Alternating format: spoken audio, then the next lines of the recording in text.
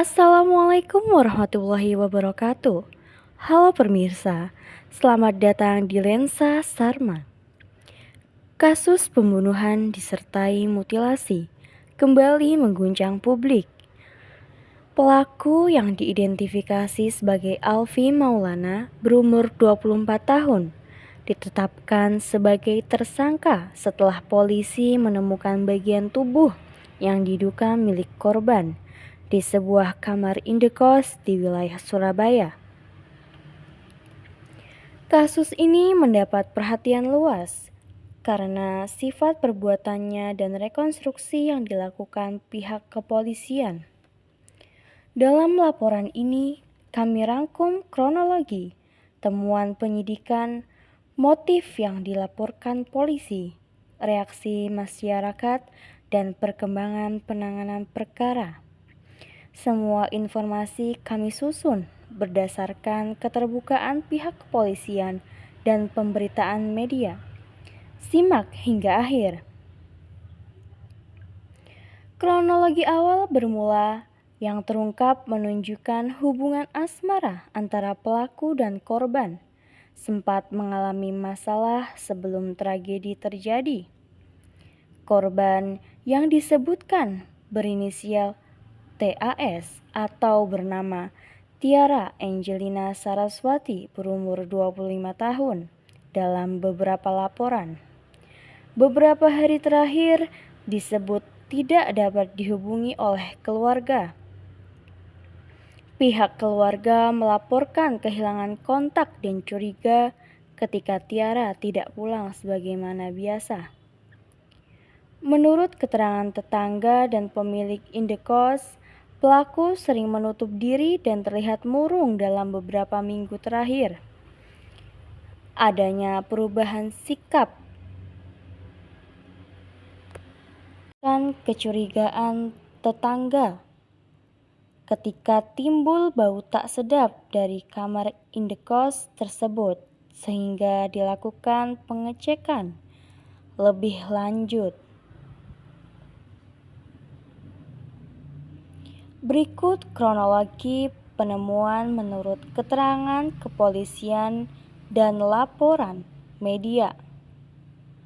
Pada akhir Agustus dilaporkan sekitar 30 sampai 31 Agustus 2025. Korban terakhir kali terlihat bersama pelaku. Setelah itu, korban tak dapat dihubungi. Pada beberapa hari berikutnya, penghuni indekos mencium bau tidak wajar dari kamar pelaku, lalu melaporkannya ke pemilik kos. Pemilik kos bersama warga kemudian memeriksa kamar indekos tersebut. Setelah dicurigai terjadi sesuatu, laporan dibuat ke pihak kepolisian. Polisi kemudian melakukan penggeledahan dan olah tempat kejadian perkara. Dalam olah TKP, ditemukan bagian tubuh yang diduga milik korban. Petugas memasang garis polisi dan membawa pelaku untuk pemeriksaan.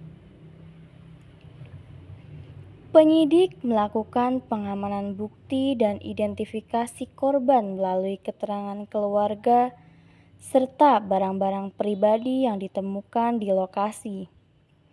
Proses olah TKP memakan waktu dan melibatkan beberapa satuan kepolisian setempat. Dari pemeriksaan awal, polisi menyatakan pelaku mengaku melakukan penganiayaan yang berujung pada kematian korban. Kemudian memutuskan untuk menghilangkan jejak dengan memotong jasad korban. Polisi juga mengamankan sejumlah barang bukti dari lokasi yang disebut terkait proses kejadian. Beberapa media melaporkan angka potongan tubuh yang ditemukan. Angka yang diberitakan bervariasi di awal laporan, namun beberapa outlet menyebut ada ratusan potongan. Penegak hukum melalui konferensi pers menyampaikan jumlah yang berhasil diverifikasi oleh tim forensik sesuai dengan sumber terkini. Dalam pemeriksaan, pelaku mengaku motif yang mendorong perbuatannya terkait masalah pribadi dalam hubungan asmara. Pada rekonstruksi dan keterangan penyidik disebutkan bahwa terjadi cekcok yang memicu emosi pelaku hingga melakukan tindakan yang berujung fatal. Pihak kepolisian menekankan penyelidikan terus berlanjut untuk memastikan apakah ada faktor lain yang berperan, seperti gangguan jiwa, pengaruh zat, atau keterlibatan pihak lain. Beberapa laporan rekonstruksi yang digelar kemudian menguraikan dengan adegan demi adegan untuk memperjelas kronologi tindakan pelaku. Rekonstruksi itu juga dimaksudkan untuk menguji keterangan pelaku dan saksi.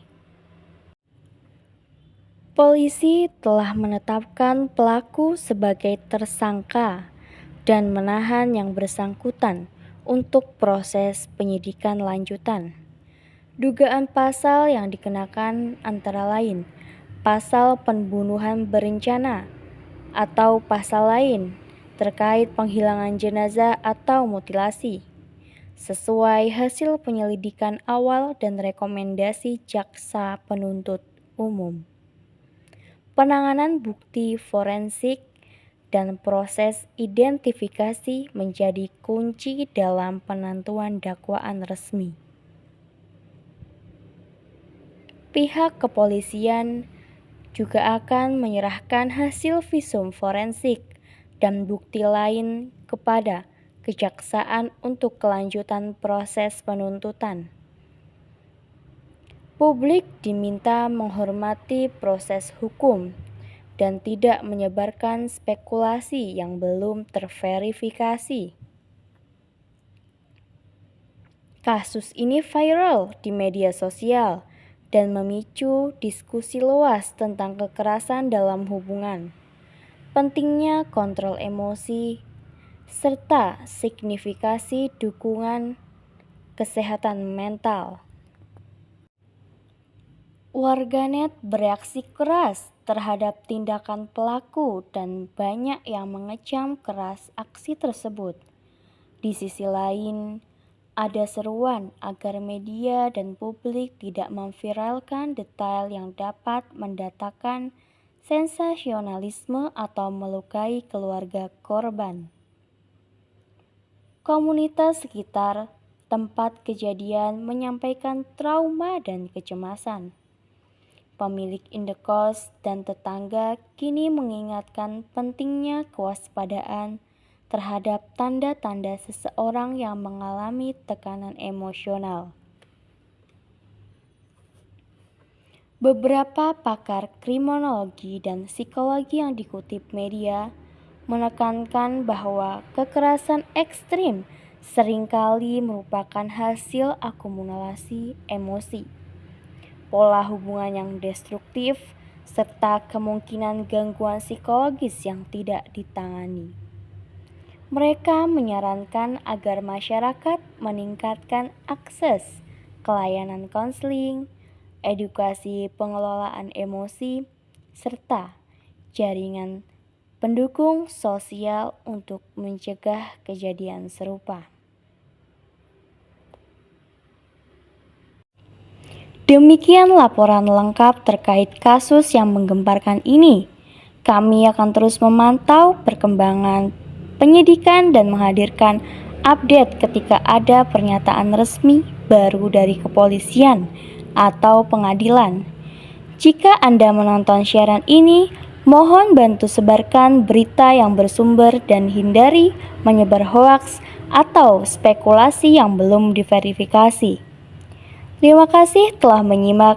Jangan lupa untuk subscribe agar mendapatkan update langsung dari kami. Saya Lensa Sarma, sampai jumpa di laporan berikutnya. Berikut kami cantumkan sumber utama terkini. Sampai jumpa di channel kami yang selanjutnya.